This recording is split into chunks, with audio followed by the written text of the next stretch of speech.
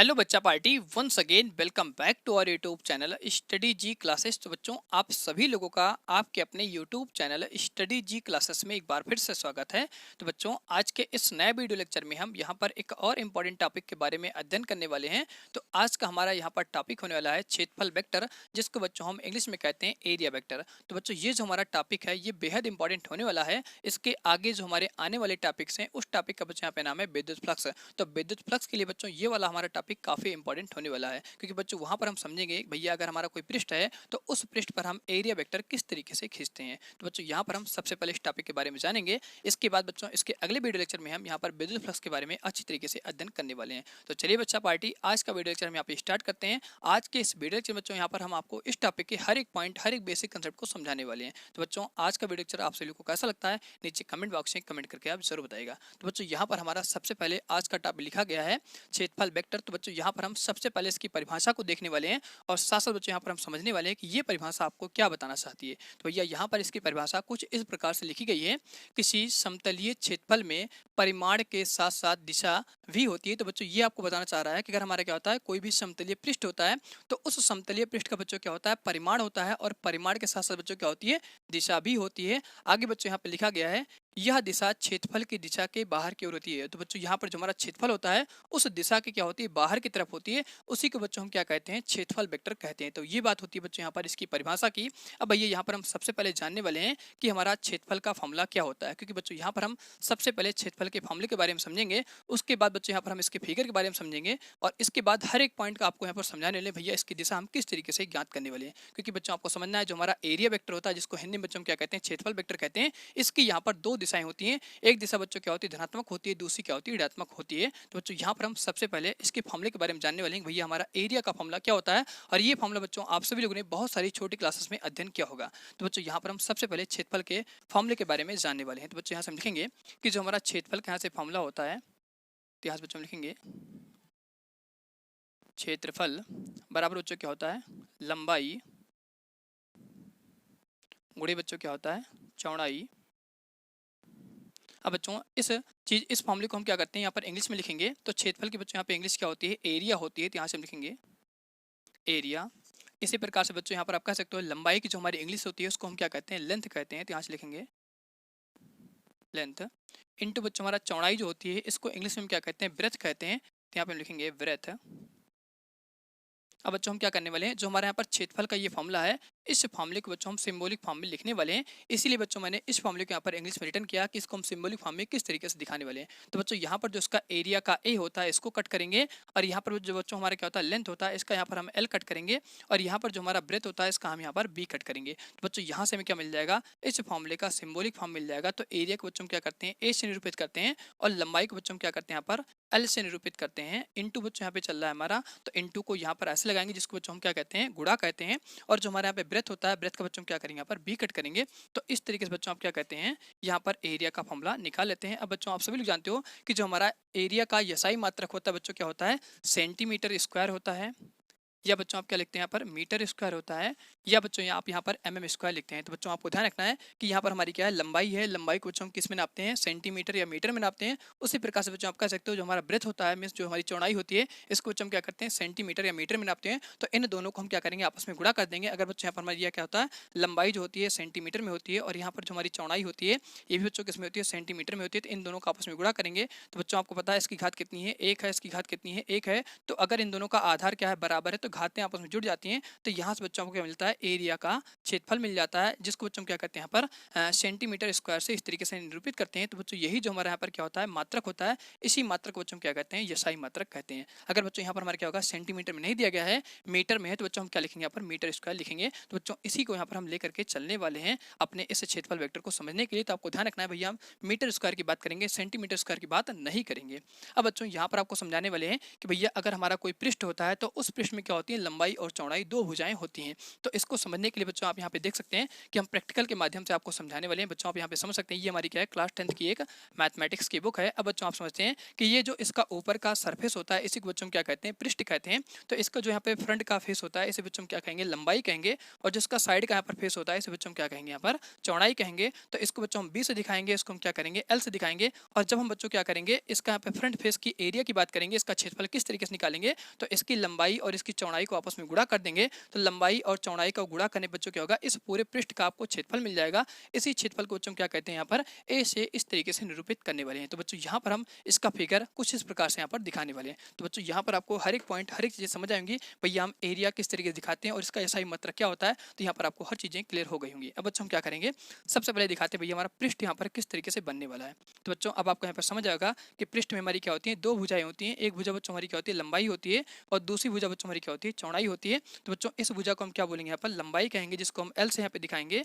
और ये जो हमारी यहाँ पर भुजा है, इस भुजा को बच्चों क्या कहेंगे, यहाँ पर चौड़ाई कहेंगे, जिसको हम यहाँ पर बी से इस तरीके से यहाँ पे निरूपित करने वाले हैं। तो बच्चों यहाँ पर आप क्या करेंगे, अगर लंबाई और चौड़ाई को आपस में गुणा कर देंगे तो बच्चों आपको क्या मिल जाएगा, क्षेत्रफल मिल जाएगा। और बच्चों ये जो हमारा क्षेत्रफल होगा, ये क्या होगा, अदिश रूप में होगा। अब बच्चों आप सभी लोग जानते हो, अगर कोई चीज हमें अदिश रूप में मिलती है तो बच्चों उसमें क्या होगा, सिर्फ और सिर्फ परिमाण होगा, दिशा नहीं होगी। तो बच्चों यहाँ पर हम आपको बताने वाले हैं कि भैया हम यहाँ पर क्षेत्रफल का दिशा किस तरीके से दिखाने वाले हैं। उसी क्षेत्रफल की दिशा को बच्चों क्या कहते हैं, एरिया वेक्टर कहते हैं। और उसी को हिंदी में हम क्या कहते हैं, क्षेत्रफल वेक्टर कहते हैं। तो बच्चों यहाँ पर हम क्या करेंगे, सबसे पहले इस पूरे पृष्ठ का यहाँ पर क्षेत्रफल निकालेंगे। तो बच्चों यहाँ पे हम क्या करेंगे, इसका क्षेत्रफल निकालने के लिए इन दोनों को आपस में गुणा कर देंगे। तो बच्चों यहाँ पे हम क्या करेंगे, डायरेक्ट यहाँ पे लिखने वाले हैं कि भैया इन दोनों को गुणा करेंगे तो एल इंटू बी बच्चों हमारे क्या होता है, ए होता है। तो यहाँ से हम लिख देंगे क्षेत्रफल, और इस क्षेत्रफल को बच्चों क्या करते हैं, यहाँ पर ए से निरूपित करते हैं। तो बच्चों ये हमारा क्या है, परिमाण रूप में है। अब बच्चों यहाँ पर हम बात करने वाले हैं कि भैया इसकी दिशा हम यहाँ पर किस तरीके से दिखाने वाले हैं। तो बच्चों आपको यहाँ पर कुछ नहीं करना है। अगर ये हमारा क्या है, कोई भी एक पृष्ठ है, तो इस पृष्ठ के लंबवत आपको कोई भी एक वेक्टर खींच देना है। वही वेक्टर बच्चों हमारा क्या कहलाएगा, एरिया वेक्टर कहलाएगा। अब बच्चों यहाँ पर आप इसको इस तरीके से समझ सकते हैं कि बच्चों अगर हमारा क्या है, ये हमारी फिर से वही क्लास 10th वाली बुक है।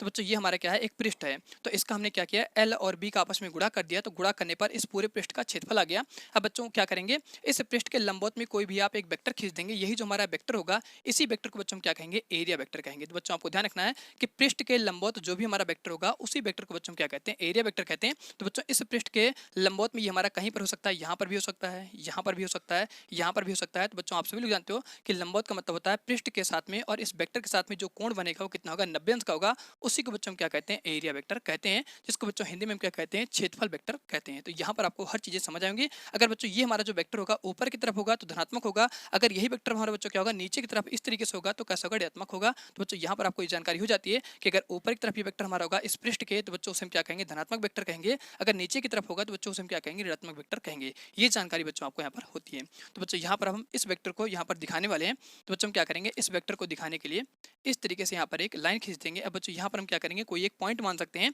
तो बच्चों यहाँ पर हमने एक पॉइंट मान लिया। अब ये बच्चों हमारे क्या जाएगा, पॉइंट ओ हो जाएगा। और ये जो बच्चों हमारा यहाँ पे वेक्टर होगा, इस वेक्टर को हम क्या कहेंगे, एरिया वेक्टर कहेंगे। और इस एरिया वेक्टर को बच्चों क्या करेंगे, ए, और यहाँ पर इस तरीके से वेक्टर रूप में दिखा देंगे। अब बच्चों ये जो हमारा एरिया होता है, इसको हमने क्या किया, वेक्टर रूप में निरूपित कर दिया। अब बच्चों इसकी दिशा को दिखाने के लिए हम क्या करते हैं, यहाँ पर एकांक सदिश का यूज करते हैं। तो बच्चों एकांक सदिश को आप सभी लोग जानते हो, हम क्या करते हैं, एन का से निरूपित करते हैं। इसका काम बच्चों क्या होता है कि दिशा को निरूपित करना होता है। तो यहाँ पर बच्चों क्या करेंगे, इस वेक्टर की दिशा को दिखाने के लिए एन कैप से इस तरीके से निरूपित कर देंगे। तो बच्चों ये जो हमारी ऊपर की ओर दिशा है, इसे बच्चों हम क्या कहेंगे, धनात्मक दिशा कहेंगे, जो इस पृष्ठ के साथ में कितना कोण बना रहा है, 90 अंश का कोण बना रहा है। इसी प्रकार से बच्चों हम क्या करेंगे, इसकी दूसरी दिशा यहाँ पर हम इसके नीचे की तरफ दिखाएंगे। तो बच्चों यहीं से हमारा क्या होगा, एक दूसरा वेक्टर इस तरीके से नीचे की तरफ आ जाएगा। तो बच्चों ये जो हमारा यहाँ पर क्षेत्रफल है, इसको हमने कैसे दिखाया, ए से दिखाया है। तो यहाँ पर बच्चों हम क्या करेंगे, इसको वेक्टर रूप में इस तरीके से ए से दिखा देंगे। लेकिन बच्चों यहाँ पर हमारा एन कैप का साइज धनात्मक है, तो यहाँ पर जो हमारा एन कैप होगा, ये बच्चों कैसे हो जाएगा, ऋणात्मक हो जाएगा। तो यहाँ पर हम क्या करेंगे, इसको माइनस एन कैप से इस तरीके से निरूपित करेंगे। तो इसलिए बच्चों मैंने आपको बताया कि यहाँ पर जो हमारा एरिया वेक्टर होता है, इसकी दो दिशाएं होती हैं। एक बच्चों यहाँ पर ऊपर की तरफ होगी, जिसको हमने रेड मार्कर से दिखाया है, और दूसरी बच्चों हमारी क्या हो जाएगी, नीचे की तरफ हो जाएगी, जिसको बच्चों ने यहाँ पे ब्लू मार्कर दिखाया है। और ये दोनों बच्चों क्या होंगे, पृष्ठ के साथ में 90 अंश का सदैव कोण बनाएंगे। तो आपको ध्यान रखना है, अगर किसी पृष्ठ का बच्चों आपको क्या करना है, एरिया वेक्टर निकालना है, तो जो भी बच्चों हमारा क्या होगा, पृष्ठ होगा, जैसे आप समझ सकते हैं ये हमारा क्या है, कोई एक पृष्ठ है, तो इस पृष्ठ के बच्चों हम क्या करेंगे, इस तरीके से यहाँ पर लंबवत में एक वेक्टर खींच देंगे। यही वेक्टर बच्चों हमारे क्या कहलाएगा, एरिया वेक्टर कहलाएगा। तो बच्चों अब आपको यहाँ पर हर चीजें, हर एक पॉइंट समझ आएगा भैया हम एरिया वेक्टर किस तरीके से खींचने वाले हैं। तो बच्चों आपको क्या करना है, सीधा पृष्ठ पता करना है कि पृष्ठ हमारा किस जिस तरीके से रखा गया है उसी पृष्ठ के लंबवत में आपको एक वेक्टर खींचना है। वही वेक्टर बच्चों हमारे क्या कहलाएगा, क्षेत्रफल वेक्टर कहलाएगा। और उसी को बच्चों हम इंग्लिश में क्या कहते हैं, एरिया वेक्टर कहते हैं। अब बच्चों यहाँ पर हम इसको लिखेंगे कैसे, तो यहाँ पर बच्चों आप लिखेंगे भैया जो हमारे यहाँ पे वेक्टर है, इस वेक्टर को सबसे पहले आप लिख लेंगे, तो यहाँ से हमारा जाएगा वेक्टर ए। और यहाँ पर बच्चों हम क्या करेंगे, जो हमारा एन कैप है इनका, और यहाँ पर जो हमारा वेक्टर होता है मीन्स ये जो हमारा क्षेत्रफल होता है, इन दोनों का आपस में गुणा कर देंगे। तो यहाँ से बच्चों आप एरिया वेक्टर को निकाल पाएंगे। तो यहाँ से हम लिखेंगे एन कैप इंटू क्या हो जाएगा, ए हो जाएगा। इसी को बच्चों हम क्या कहते हैं, क्षेत्रफल वेक्टर कहते हैं। तो यहाँ पर बच्चों आप लिख सकते हैं जहाँ ए बच्चों हमारा क्या हो जाएगा, ए को लिखेंगे क्षेत्रफल वेक्टर, क्षेत्रफल वेक्टर। और बच्चों यहाँ से हमारा क्या हो जाएगा, एन कैप जो होता है इसको बोलते हैं एकांक, एकांक सदिश। ये बच्चों क्या करता है, सिर्फ और सिर्फ दिशा दिखाने के काम बताते हैं। यहाँ बच्चों लिखेंगे दिशा को निरूपित करता है। तो यहाँ पर बच्चों आप रिमार्क करके लिख लीजिए, ये आपके लिए बहुत इंपॉर्टेंट पॉइंट होने वाला है। तो यहाँ से हम लिखेंगे रिमार्क डाल के, रिमार्क बच्चों लिखेंगे एरिया वेक्टर,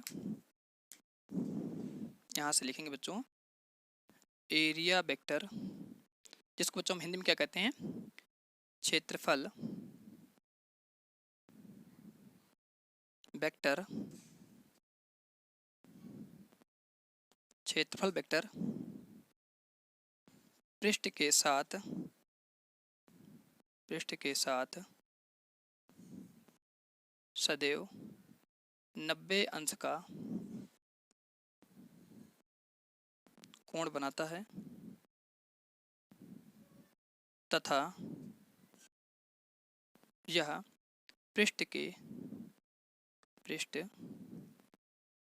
के सदैव लंबवत होता है,